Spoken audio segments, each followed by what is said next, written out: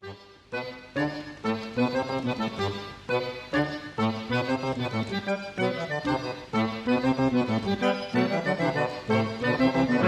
festeggiamo i 150 anni dalla nascita della fabbrica dell'industria della fisarmonica, quindi sono 3 anni, ripeto, che festeggiamo 150 anni, ci stiamo preparando, anzi sono già iniziati i festeggiamenti con la prima uscita internazionale a Washington, sono molti altri gli appuntamenti programmati e comunque ritorniamo sempre a quel ruolo centrale che la fisarmonica ha nella nostra cultura, nella nostra società.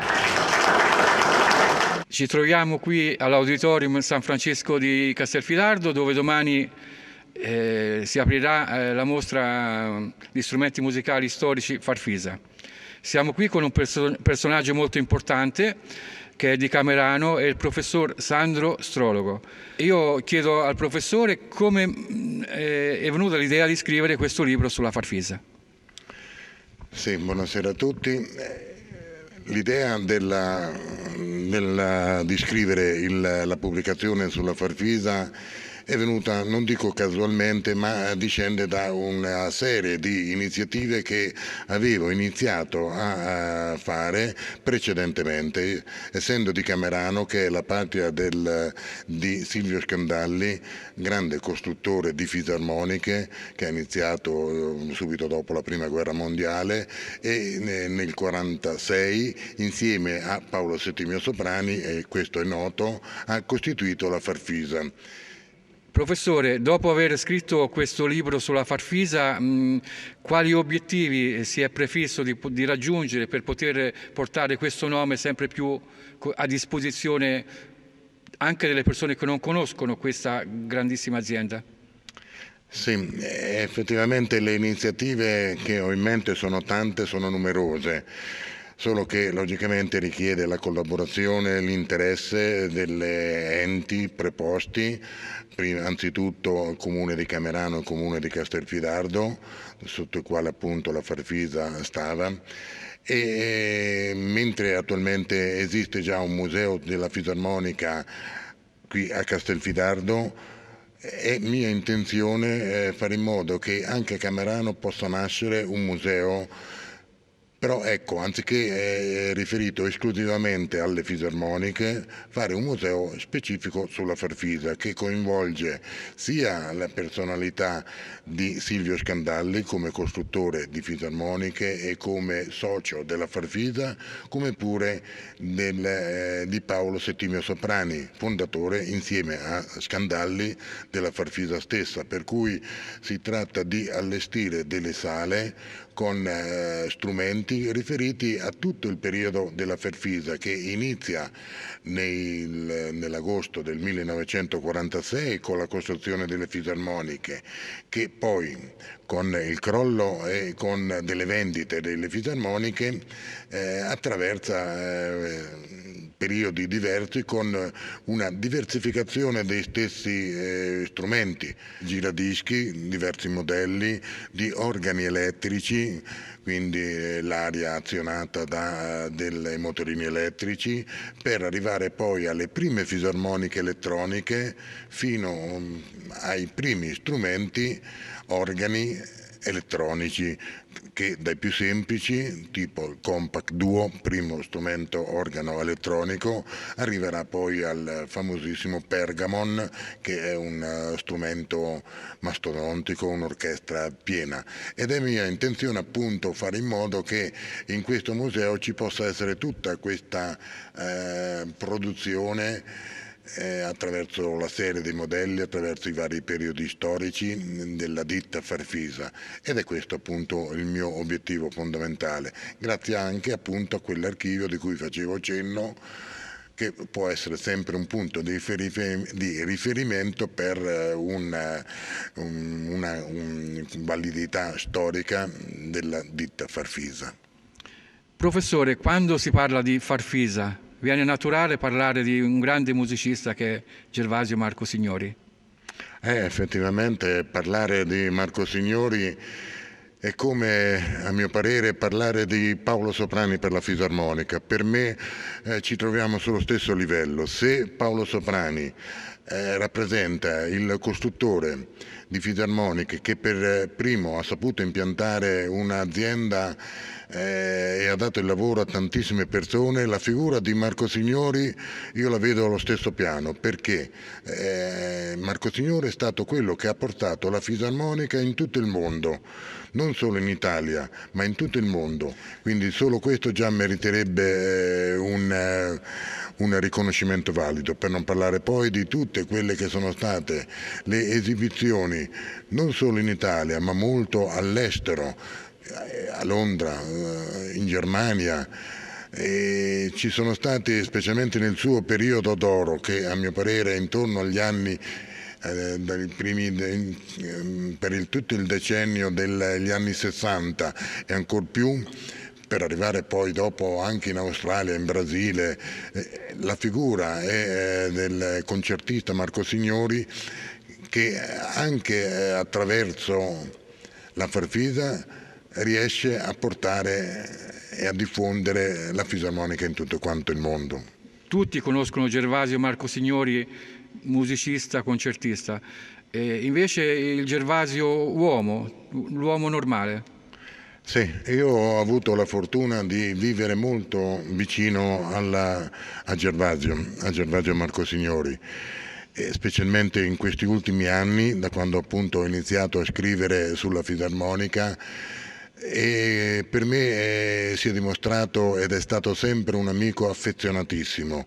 Numerose sono state le serate trascorse con lui, le cene a casa sua e i momenti trascorsi insieme. Ho cercato di stargli vicino, specialmente nell'ultimo periodo della sua vita, quando si è trovato maggiormente in difficoltà, soprattutto a causa del fatto di essere rimasto un po' isolato e quasi abbandonato da tante persone, anche se, devo dire la verità, la sua casa veniva frequentata da tantissime persone. Molti venivano appositamente a Castelfidardo proprio per trovare, per trascorrere alcune ore con Gervasio, perché come uomo era una persona molto affabile, allegro, spontaneo e di tutto cuore.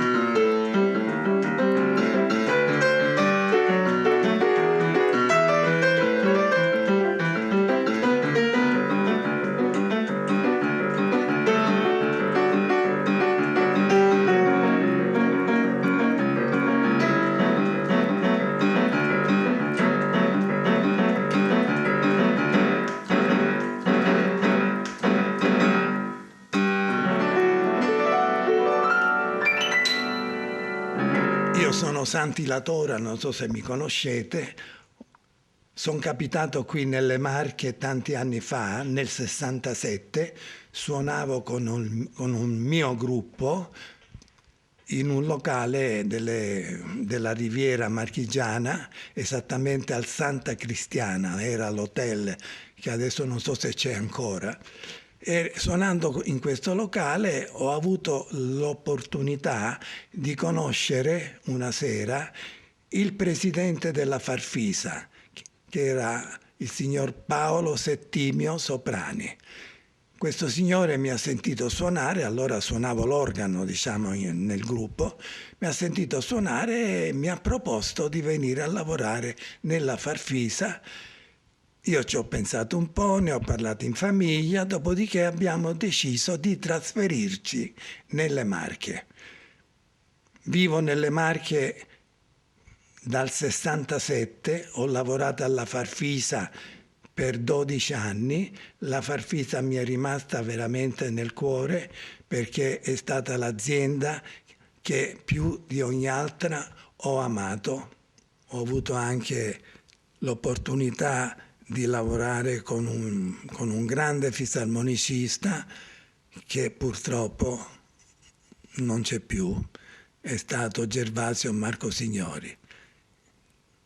Con Gervasio ho fatto, diciamo, tanti viaggi insieme, suonavamo insieme, ci divertivamo insieme. Questo per dire che delle volte il lavoro, che per me non è mai stato un divertimento, con Gervasio Marcosignori era un divertimento, perché suonare con lui mi divertivo tantissimo, perché era bravissimo sia come professionista, sia come fisarmonicista, che come uomo. Devo dire che Gervasio mi manca moltissimo, come penso che manchi a tante altre persone.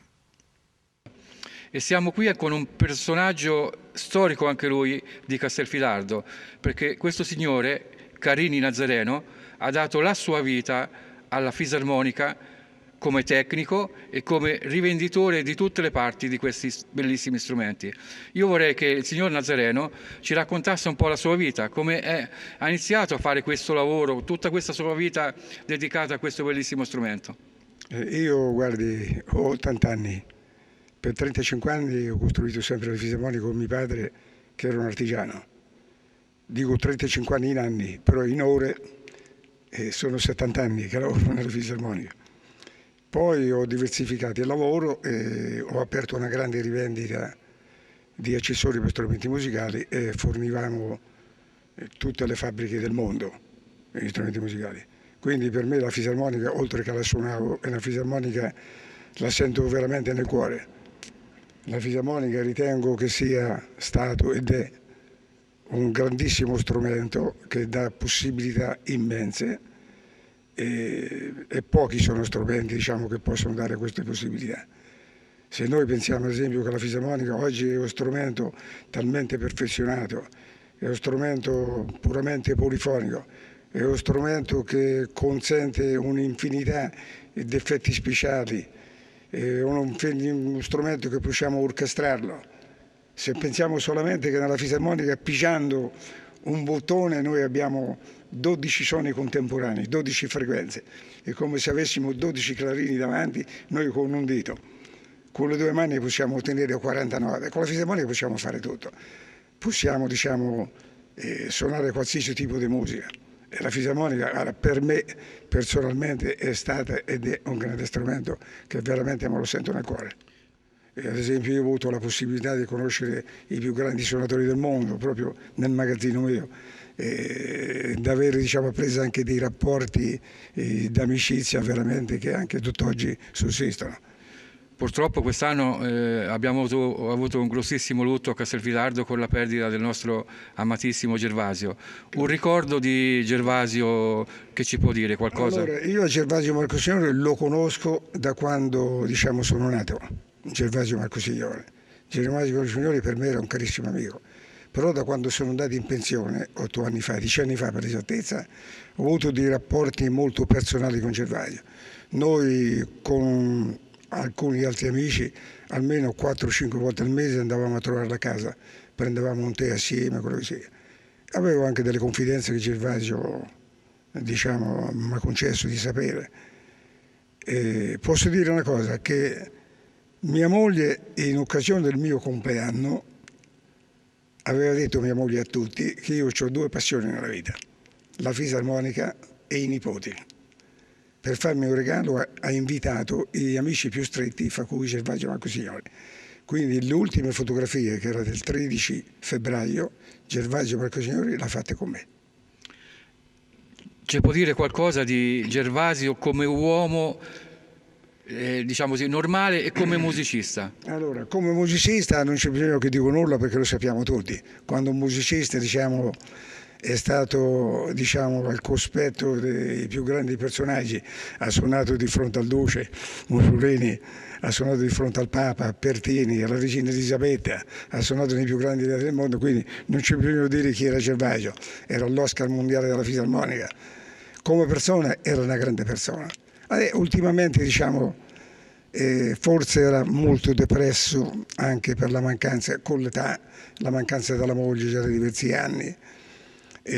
Anche trovandosi solo quando andava a casa la sera, nonostante che tutti i giorni aveva un cerchio di amici che non restava mai solo, però una persona già, lui era del 1927, andando via a casa la sera, trovandosi a volte solo, così, io penso che era abbastanza depresso ultimamente. abbiamo il signor Antonelli Luciano, al quale chiediamo di raccontarci qualcosa della sua attività, magari come è nata e come si è sviluppata. Ecco.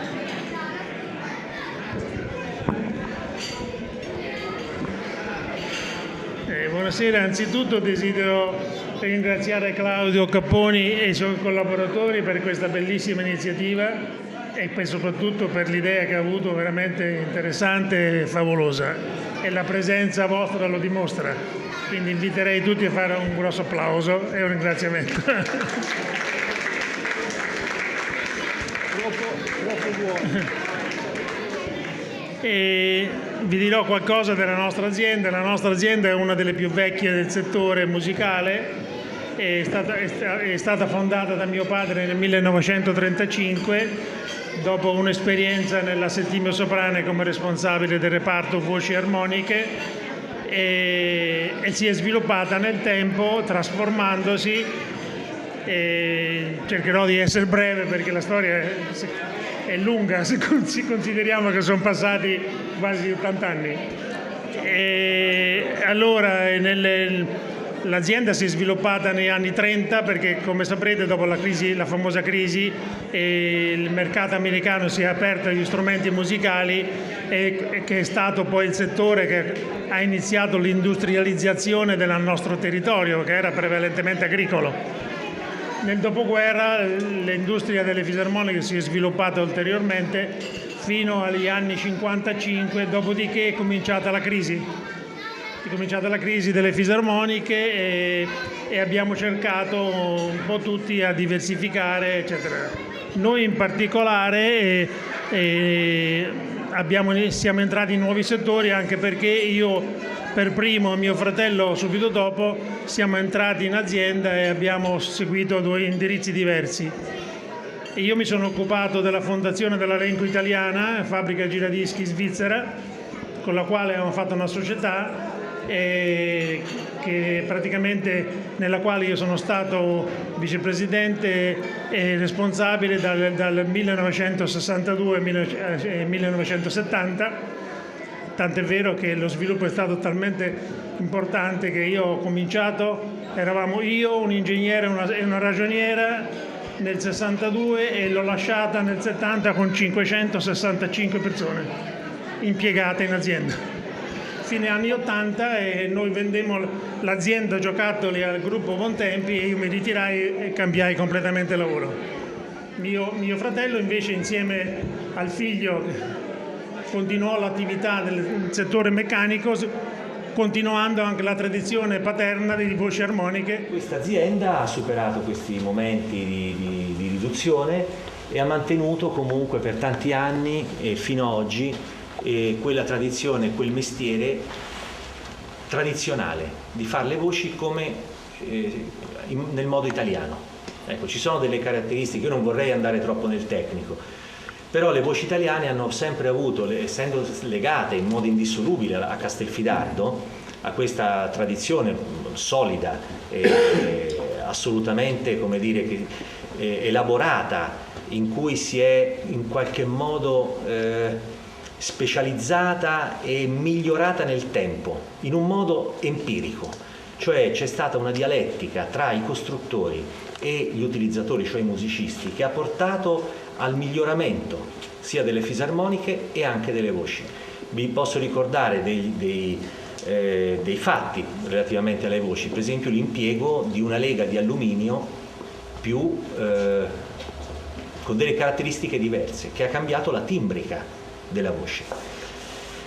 Per capire che cos'è una voce si deve pensare a 2 elementi, un piastrino, una base, un punto di appoggio con delle asole e 2 linguette. Il funzionamento è relativamente semplice a prima vista, è molto complesso poi nella realtà. Il funzionamento è che quando c'è una pressione di aria all'interno della fisarmonica, il mantice chiudendosi o aprendosi crea comunque una pressione, l'aria passa dentro l'asola del piastrino E cosa fa? Muove la linguetta.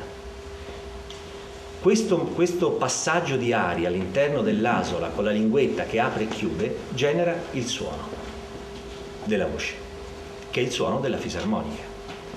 Tutto quello che sta intorno a questo movimento di aria, a questo sbruffo d'aria, l'ingegnere sbruffo d'aria e turbolenze, sì, che abbiamo studiato, abbiamo cercato di capire, no? Di capire che cos'è questo suono.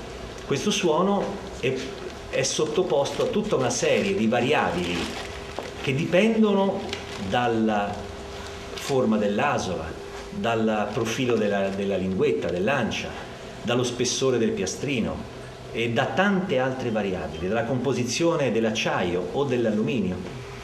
E tutto questo insieme crea non solo una frequenza, ma crea una timbrica, cioè una qualità del suono, un aspetto del suono. Quindi praticamente io potrei parlare per tantissimo di questioni, ecco, legate alle cose. È importante per chi vuole capire questo mondo che noi facciamo una sorta di liuteria sul metallo. Partiamo dal metallo in maniera grezza, quindi da lastre di alluminio e da nastri di acciaio armonico, un acciaio molto duro, un acciaio nobile al carbonio, e lavoriamo questi materiali in modo tale che producano il suono. E lo producono in tante frequenze che sono quelle dei bottoni dello strumento, della fisarmonica. Vi racconto un po' la storia della mia vita.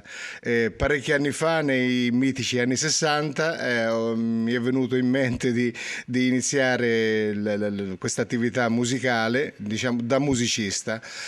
Abbiamo fondato, anzi insieme a un mio amico Claudio Capponi, abbiamo fondato il primo gruppo da adolescenti, diciamo un gruppo quasi di parrocchia, insomma. E poi nel futuro ci siamo un attimino dedicati anche alla costruzione di strumenti musicali e alla produzione di strumenti musicali. Ho voluto fortemente far diventare questa mia passione una professione e ci sono riuscito. Aprendo un piccolo negozio qualche anno fa nella zona di Castelfidardo, che la zona di Castelfidardo è una zona secondo me adatta a questi eventi.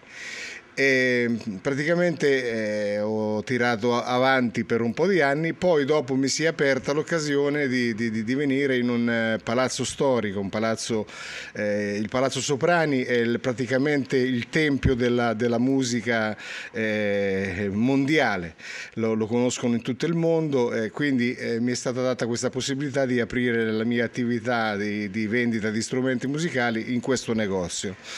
Questo palazzo tutti lo conosceranno, è un palazzo che dal 1900, questa è stata la prima fabbrica al mondo di fisarmoniche, cioè al mondo, non europea, al mondo. La Paolo Soprani, anzi quest'anno compie 150 anni di attività, quindi nel 1863 è stata fatta la prima fisarmonica e Paolo Soprani appunto se ne ha assunto la paternità. Siamo qui a casa del maestro Adalberto Guzzini, che è stato il primo compositore e trascrittore di musiche per organo elettronico. Un grande musicista che è stato al servizio anche della storica fabbrica Farfisa. E noi siamo qui per conoscere un po' la sua vita di musicista e chiaramente dipendente Farfisa.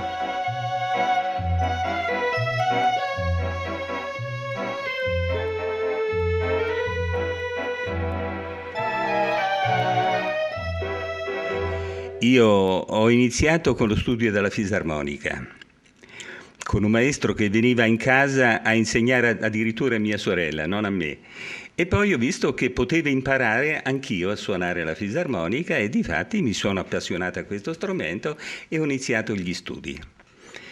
Poi in seguito ho avuto l'opportunità di apprendere delle lezioni dal maestro Adamo Volpi, il quale mi ha fatto ricominciare tutto da capo.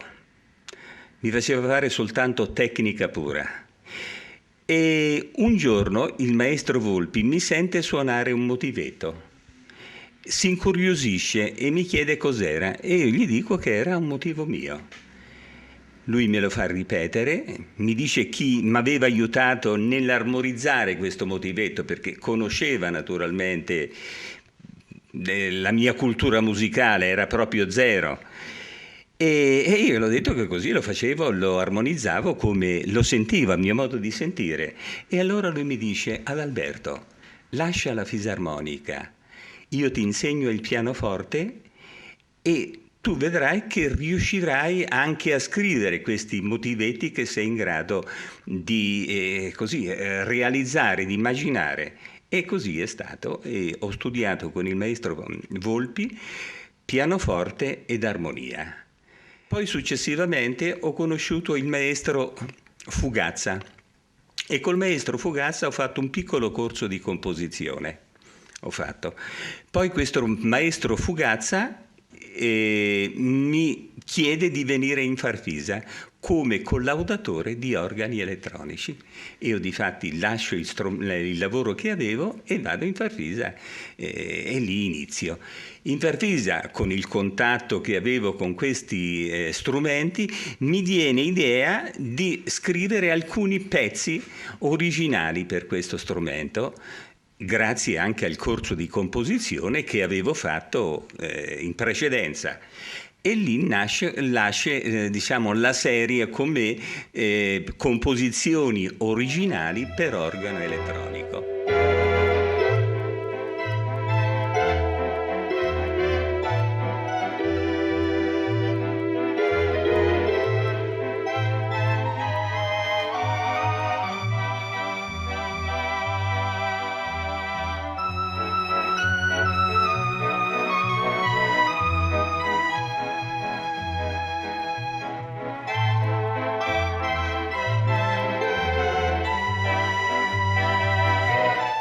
Maestro, le volevo chiedere cos'è stata per lei la Farfisa? Una delle industrie più importanti del mondo. È stata per me un'opportunità di lavorare e di poter scrivere anche la musica, perché al contatto con gli organi elettronici, così, io ho scritto per organo elettronico, E poi le persone che ho conosciuto all'interno, Gervasio innanzitutto, il maestro Lasora e tanti altri tecnici che mi hanno lasciato un segno positivo nella vita. E adesso ho citato Gervasio e pensa a Gervasio che abbiamo collaborato anche insieme in alcune cose un po' artistiche. Cioè nel 1981 io ho scritto, mi è stato chiesto di scrivere la sigla ufficiale del 31esimo, mi sembra, Trofeo Mondiale della Fisarmonica, che si è svolto dal 1 al 4 ottobre dell'81, come ho già detto. Ecco, abbiamo suonato insieme questo pezzo, lui suonava la fisarmonica e io lo accompagnavo al pianoforte. Non l'abbiamo fatto in uno studio di registrazione, ma all'interno della Farfisa, e dico che ci sono stati molti problemi, perché non riuscivano almeno i tecnici che ci davano una mano a posizionare bene i microfoni per riprenderci. Ogni volta che poi ci ascoltavamo c'era sempre qualcosa che non andava. Poi in ultimo abbiamo trovato un compromesso che ci è sembrato abbastanza buono, che poteva andare bene quella registrazione. Ecco, questa registrazione ha fatto conoscere me molto all'estero, come le dicevo, è la composizione che così, grazie anche a Marco Signori, ha girato un po' il mondo. Io l'ho citato prima che i diritti d'autore di questa composizione mi sono arrivati dal Giappone, è stata in Sudafrica conosciuta un po', insomma mi ha girato il mondo, mi ha dato una grande soddisfazione questa composizione.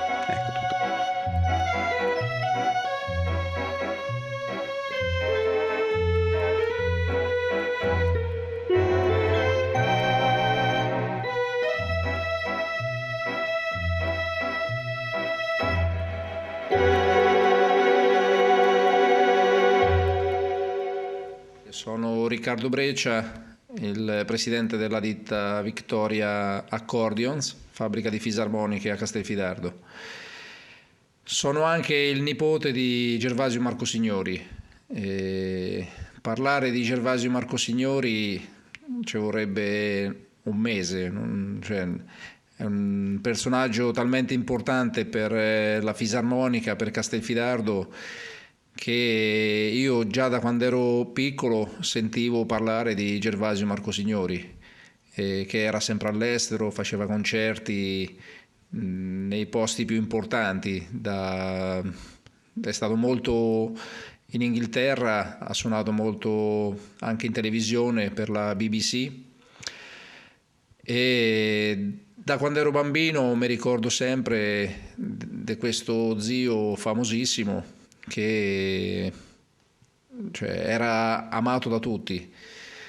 E poi col passare del tempo lui era anche a Castelfidardo e poi ci incontravamo anche alle fiere a Francoforte, dove ha fatto anche un concerto bellissimo, sempre promuovendo lo strumento fisarmonica. Mio zio Gervasio non è stato solo un grande esecutore, è stato anche un grande promotore della didattica per la fisarmonica, e in più insieme a Bio Boccosi aveva portato avanti tutto il discorso delle scuole musicali per la fisarmonica, sviluppando didattica, metodi e anche un diploma. Sono stati i primi a dare un riconoscimento a tanti anni di studio per i fisarmonicisti, cosa che non esisteva, era stato già provato negli anni 50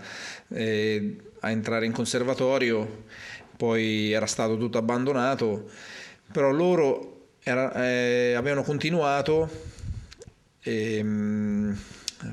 per promuovere la didattica per la fisarmonica, dare un riconoscimento a tanti anni di studio dei fisarmonicisti. Quindi loro erano all'avanguardia. Dopo chiaramente col passare del tempo è arrivato il corso sperimentale a Pesaro per la fisarmonica al conservatorio, e da lì poi si è aperto tutto il mondo del conservatorio per la fisarmonica. Però i pionieri sono stati Gervasio Marco Signori e Bio Boccosi. Tutti quelli che hanno conosciuto Gervasio Marco Signori al di fuori dell'attività musicale lo ricordano anche per la sua giovialità, per la sua simpatia, e raccontava sempre barzellette, storie che rallegravano tutti quanti. Mi ricordo un aneddoto che negli ultimi anni che stava qui a Castelfidardo l'aveva incontrato al centro un produttore di fisarmoniche. Allora gli aveva chiesto: ma Gervasio, ancora suoni? Fatto: io suono, invece a te ti suonano. Quindi c'era sempre la battuta pronta, e mi piace ricordarlo anche per questa sua simpatia enorme. Terzino Ilari, che è stato capotecnico della EME, che ci racconterà un po' la sua vita. Allora, siamo nel 1965, c'è stato Oliviero Pigini, fondatore della ECO, il quale mi ha prelevato dalla Farfisa e mi ha detto, che dovrà formare una società formata dalla Vox inglese, dalla Thomas americana e dalla ECO di Recanati, e io ero il tecnico che rappresentava la ECO, mentre c'era il musicista Earl Wolf che rappresentava la Thomas americana e l'ingegnere inglese Jennings che rappresentava la Vox inglese. Quindi si è costituita questa società, e a Recanati, presso la ECO, è stato costruito il primo Vox Continental, fatto sui disegni della Vox ma costruito dal sottoscritto. E successivamente nel 1967 la ECO si è staccata, quindi è rimasta la Vox e la Thomas. Quindi successivamente abbiamo Cioè, precedentemente nel 1966 la ECO costruiva le chitarre per conto della Vox. Qui abbiamo il prototipo di una chitarra Vox costruita nell'anno 1966, la quale era stata sponsorizzata dai Beatles e usata anche dai Beatles. Qui questa chitarra ha incorporati tutti quanti gli effetti che si usavano quella volta durante la costruzione di questi strumenti, ed era una delle chitarre più complete. Successivamente la ECO si è staccata e quindi la Vox e la Thomas sono rimaste sole e hanno formato una ditta in Italia chiamata EME. Sulla EME abbiamo continuato la produzione di tutti quanti gli strumenti Vox e degli strumenti Thomas.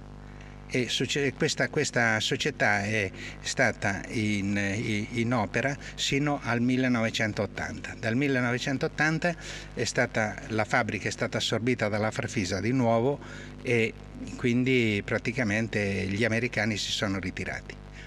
Io ero fiduciario degli americani e praticamente ho smesso dopo di collaborare con questa ditta. Qui è la mia storia. Poi dopo ho fatto l'agente di commercio e storia da raccontare diversamente. Ci troviamo qui a Castelfidardo in questo meraviglioso museo che è dedicato alla fisarmonica. Quest'anno Castelfidardo festeggia 150 anni dalla nascita della prima fabbrica di fisarmoniche. Noi siamo qui con il presidente di questo bellissimo museo, che è il signor Vincenzo Canali. Volevo chiedere, signor Vincenzo, qualcosa sul Castelfidardo Day e su questi 150 anni. Prima di tutto vi voglio ringraziare per questa iniziativa che è molto interessante, molto bella, ricorda, diciamo così, come è nata a Castelfidardo la storia della Farfisa, poi successivamente questo museo che nasce il 9 maggio del 1981, ma soprattutto è importante quest'anno, come appunto stavi dicendo, che quest'anno è il 150° della prima industria italiana della fisarmonica, quindi per noi è un evento molto molto importante. Le prime iniziative sono il 22, il 23 e il 24 di maggio, Musei in Musica, perché il museo fa un'iniziativa propria con Museo in Musica, con il Museo della Chitarra di Recanati. Questo per noi è molto molto importante, siamo alla 5ª edizione e quindi andiamo avanti. Questo museo nel giro di 30 anni, 32 anni si è ampliato ben 3 volte, quindi questo è ancora, c'è la possibilità perché abbiamo in deposito circa 200 fisarmoniche, ma quello che è bello è che ci sono fisarmoniche di tutto il mondo, ci sono la fisarmonica di Gorny Kramer, l'unica, di Paul Beltrani e di tanti altri personaggi importanti e illustri che hanno fatto la storia della fisarmonica. Quindi ecco, quest'anno per noi è un anno eccezionale, tant'è vero che abbiamo iniziato la manifestazione del 150° anniversario della prima industria italiana all'ambasciata italiana di Washington con un'esibizione di fisarmonica e cantante, quindi meglio di così, e avremo la possibilità inoltre di poter dimostrare durante il periodo dell'anno di tutte quelle iniziative che sono valide e importanti per la promozione della fisarmonica. Oggi la fisarmonica ha raggiunto un livello altissimo di produzione, di professionalità, perché è inserita in tutti i contesti. Una volta era lo chiamavano così organetto, fisarmonica da aia, oggi invece no. La fisarmonica è nelle grandi orchestre e nei conservatori, sono 30 in Italia che hanno la cattedra di fisarmonica, 30 conservatori sono tanti, quindi la fisarmonica oggi è un po' esportata in tutto il mondo e anche e soprattutto quei paesi che prima rifiutavano di ricevere le nostre fisarmoniche, la Russia, il Brasile, la Corea e la Cina, oggi acquistano fisarmonica di elevata professionalità. Per questo diciamo che così che andiamo avanti, dobbiamo ancora crescere di molto, dobbiamo sempre fare iniziativa per la promozione delle fisarmoniche, perché a Castelfidardo ci sono 30 aziende che producono fisarmoniche, quindi per noi non è solo un fatto di cultura o di musica, ma un fatto di economia e un fatto di posti di lavoro. Castelfidardo ha avuto uno dei più grandi musicisti fisarmonicisti del mondo, Gervasio Marco Signori. Esatto, Marco Signori è nato a Castelfidardo e dobbiamo tanto a lui per quello che è in tutto il mondo, era ed è stato tuttora il migliore esecutore di tutti i tempi.